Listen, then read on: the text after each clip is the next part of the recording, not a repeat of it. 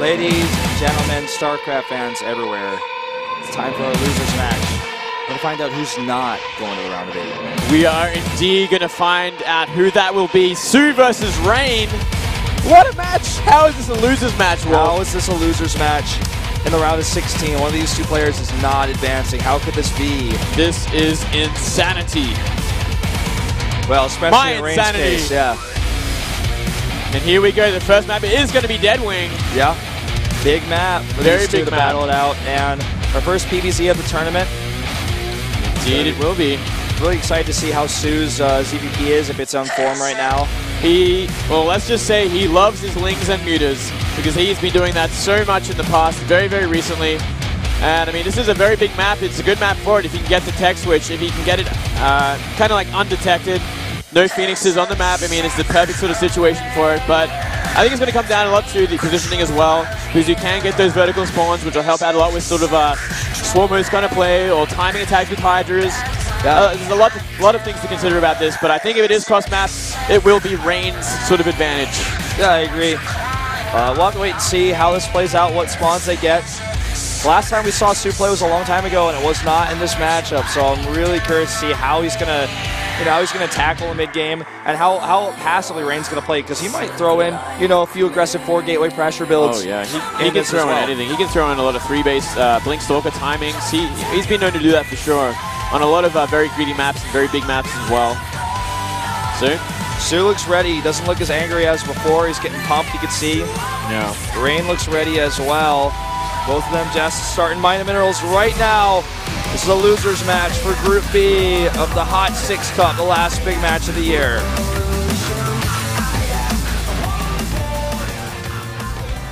To the top left, former SKT, now My Insanity. My Insanity Rain. The Archangel Pross, man, he loves that macro. Keeps it real, keeps it late game. He does indeed. His opponent, former teammate. SK Telecom T1 Sue. Staying on SKT. He is the king of Kongs. He has 5 second places this year. An impressive feat. Fighting, it says about Sue. After his last one, I believe he tweeted, "It's better to fail than to get second place." Yes. Very early pool here. Yeah, 10 pool, looks like. So, that's going to allow him a lot of pressure against It will. builds. It would, especially against perhaps the Nexus first or Forge. Fast expand, but unfortunately for him, it is going to be a gateway first for Rain. So Rain definitely has the potential to defend against this. In the San Jose Finals, Rain did beat Sue 2-0. Yeah, that was in Season 9.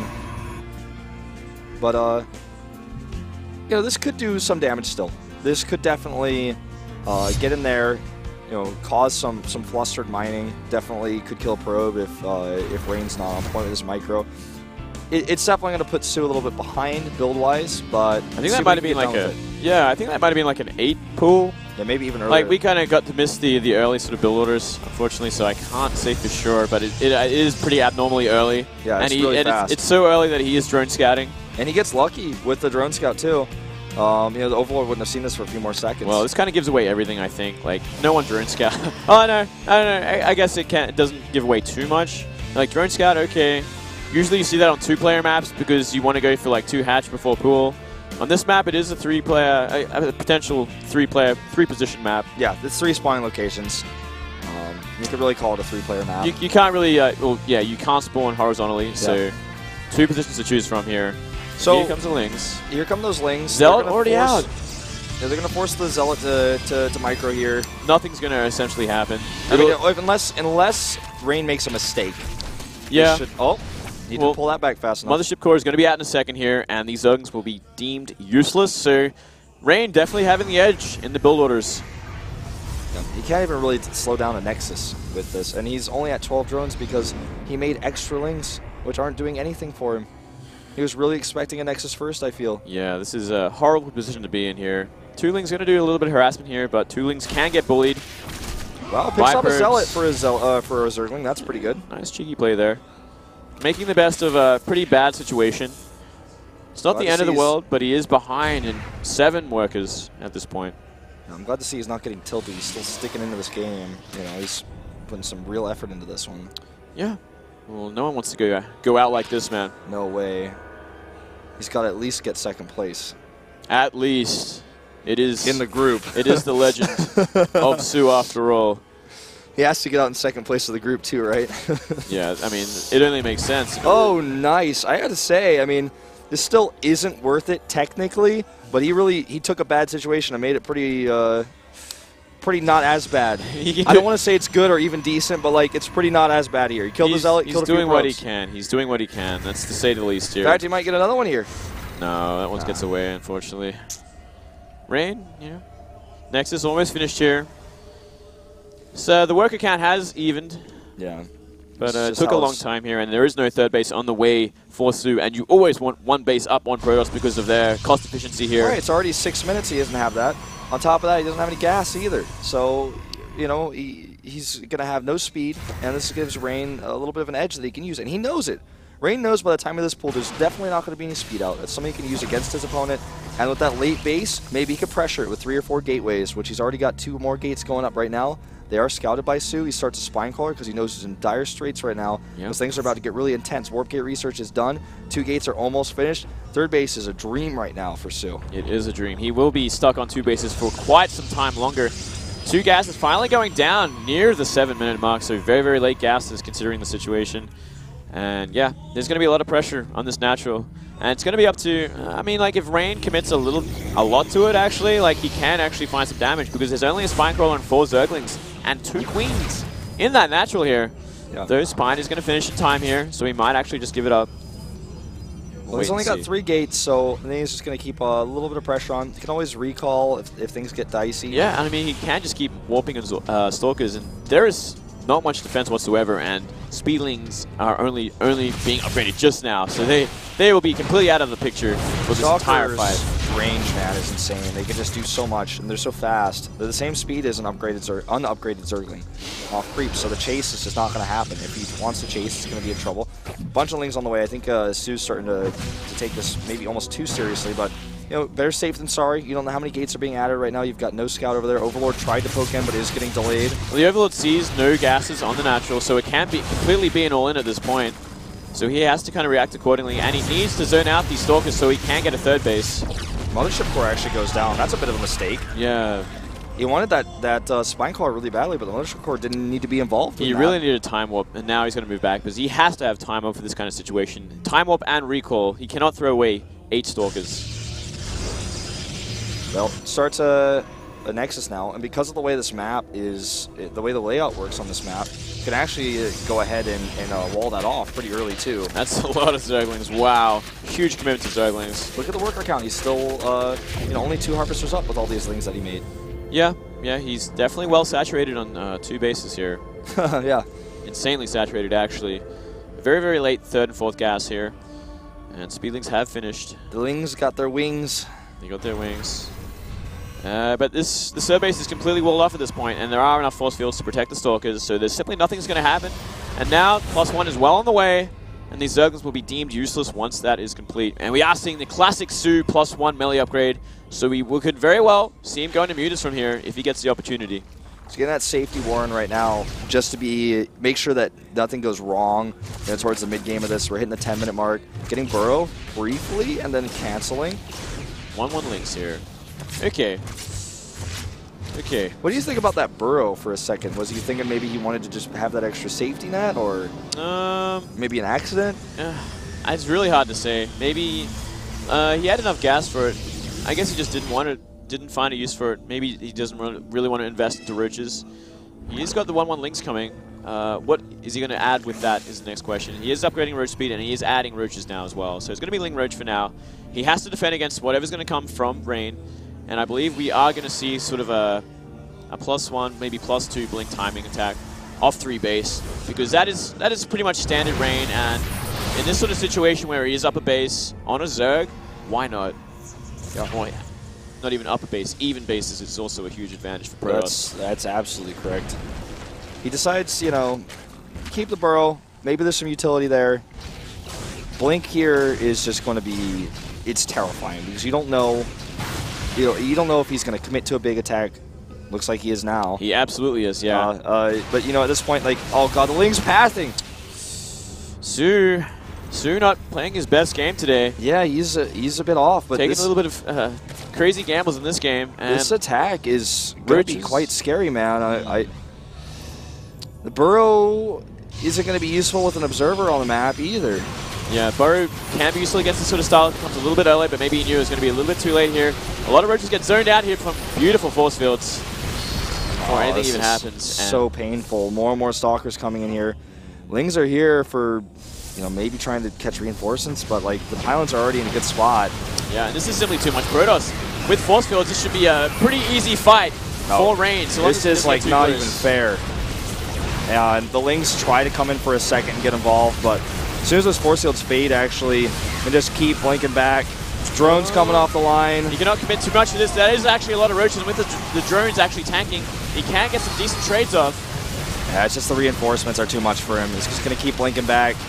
And he's got such an insane production. He can just keep making 4 stalkers at a time. Just, the micro is too good here out of Rain.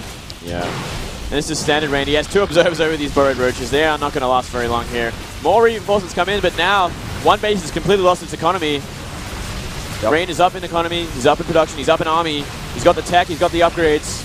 I think we're going to see Su GG out any second here. I don't think he wants to, but I think he has to. More stalkers coming in here. GG. GG. Well played. Rain poised to take this. He's looking Su very just seems strong. affected. His mentality is not where it needs to be today. Yeah, he's had a rough year, man. I wouldn't be surprised if he actually has been taking a break at this point. But we'll wait and see. I mean, let's hold the phone here. Let's not judge him too harshly. He chose a build that was reasonable. We haven't seen a real macro game out of Su just yet. Yeah. He's been cheesed twice. He tried to cheese. His opponent chose the best build against it. I still have faith in my Zerg, in my boy. We'll see, man. We will see. I expected him to get out as well. Let's have a look at what the next map is going to be. This is going to tell a lot of what's going to happen. Merry-go-round. Okay. A good Zerg map at that. A good ZVP map. Very, very hard for Protoss to get that third base and hold it. It is such an open third. Do you think it's going to be Mutas? You know, it's sort of in the mid-game to late game, so switch into that maybe? I truly hope we get to see Su's sort of Muta, Corruptor, Link style with +1. I think that'd be the best kind of style, but he has to get there. He has to get there comfortably. It's all going to be about the early game leading up to that, because Zerg can't just kind of choose attack and go for it, because they can get hard counted by Phoenix or by whatever else they're going to go. If Protoss see it coming, they will defend against it. But it kind of has to be like a system where you tech switch at the right time after you've done damage, after you've forced the Protoss to commit to an army, and you switch to the next army. And you keep doing that again and again and again until the Protoss is whittled down. Feel you on that? Yeah. Definitely, that's one of the way we've seen some good Zergs playing that.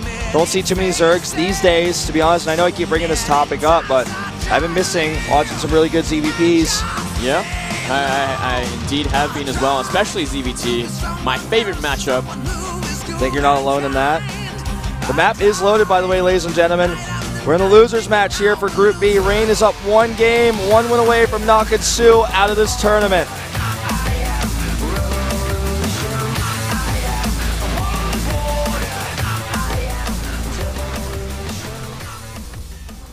The top right. My Insanity Reign. Switching teams. Gonna have some success on the MYI.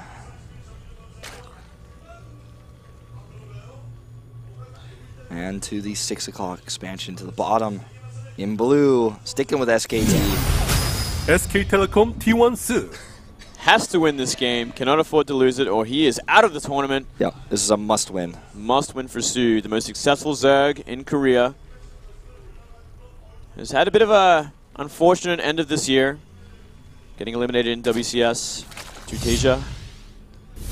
That getting was second a bit place rough. in every other tournament. And every other tournament he played in. Looks like we're going to have that Nexus first this time. Don't blame Rain for it after getting cheesed in game 1. Is your opponent really going to do that twice? Probably get away with the Nexus first. Absolutely not, yeah. Very, very smart choice from Rain here. Yeah, it's a similar type of choice as to TY going for the double barracks proxy, for example, in game 2 in the first match. It's like you do the same thing, or you do something different because you expect your opponent not to do something twice, and it's the same sort of mentality that. It's mind games, man. Yeah, mind games. It seems to be Su is really under the really seemed to be mind gamed a lot. It seems to be his thing of today. Like he's getting mind gamed. Yeah. But at the same time, Su is also going for a very greedy build. He will be going for 2 hatch before pool. So he's doing the build he should be doing against this. Absolutely. So both players are going to be playing to their strengths, to their greed. Greediest openings ever. So we're going to have a bit of a slower opening in this game. Actually, actually, gas goes down. We're actually only going to see hatchery first. So looked like he was considering it though. Might give the advantage back to Rain here. Rain going for that greedy Nexus first into Forge. And we're going to see 1 hatch first before pool. Very early gas, as you were saying. So, I'm guessing we're going to see some very early speedlings. This can give him map control for sure. It'll give him a lot of pressure on the map. I got to ask you, as a Zerg Pro, see where the Overlord's at the 9 o'clock, since he sent it that way first. Had he seen a Nexus first there, do you think he would have gone on with a double hatch before pool? Absolutely. Okay. Because I think he saw nothing there and he wasn't sure. Yeah. So he was thinking, you know what? If I'd seen something, I would have done it, but I'm going to change my mind here because I'm not sure. I know he's the top right now. Yeah. No, it's definitely a safe way to play. I'm sure if it was a ladder game, he might have just been like YOLO and just gone for that 3rd hatch before pool and, just take the loss if it happens. But he cannot afford to take the loss because if he loses, he's out. Yeah, losing a ladder game, lose like 4 points in top 200 Korea, that's one thing. But get knocked out of the HOT6 Cup, totally different feel. So, yeah, I would have to say so. Well, he's going to have this early speed out with the gas timing he chose to go with, so he's going to have some early potential to use those lanes to control the map, scout, harass, catch any probes, catch any pylons that maybe get placed on the map. Complete map control until we see Rain move out of the map and make his decision of what he's going to do. Is he going to go for the 3rd base? Is he going to go for a timing attack? Yeah. We are not entirely sure, but at the very least, Rain knows that there's no super fast 3rd base for Su, so we can kind of sit back and macro just a little bit more. Yeah. Another good thing about going for the Forge opening is you can get that +1 up very early, which means speedlings are going to be even more useless. Well, not even more useless, but they will become useless against Zealots at the very least. Yeah. Well, 3rd base comes down here about 5:15. And back at home, we see a Stargate placed for Rain. Rain loves his Phoenixes and PVZ. Yep, it's a good map for it too. You get to see everything that's going on. Very, very important because this map will have a lot of timings for Su. A lot of timings on the 3rd base. You need to know what kind of tech Su is going to go for, what kind of tech switch he might go for.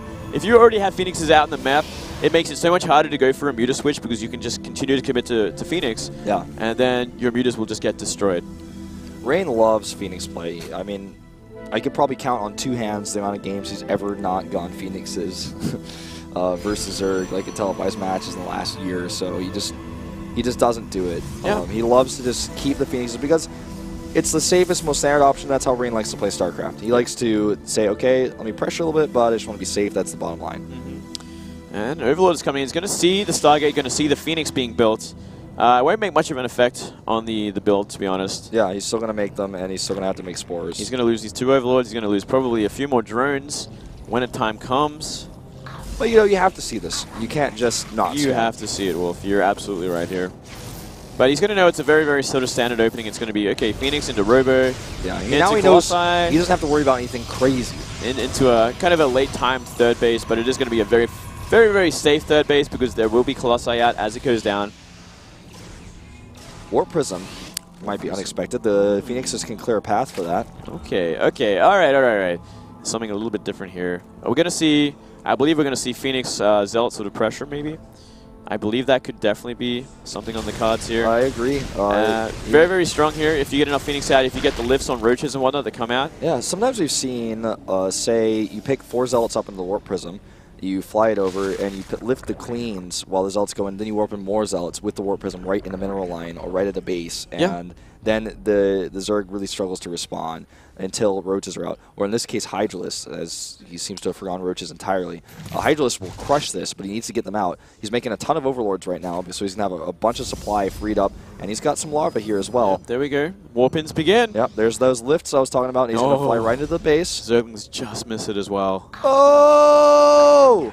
Just miss it. He missed everything. But a stealth warp prism. 10 Hydras on the way while this is still happening here.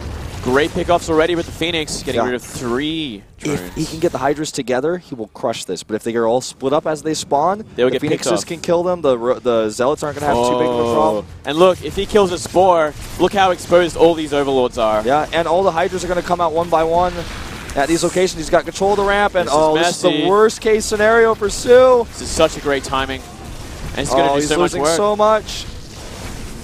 He's killing so many Harvesters already. The Hydra's getting picked off one by one. Oh, man. The Spore, he didn't even target it, but it's about to fall here. This is just too much damage. The Overlords are exposed now. The Spores are gone. He can lift up Hydras as well.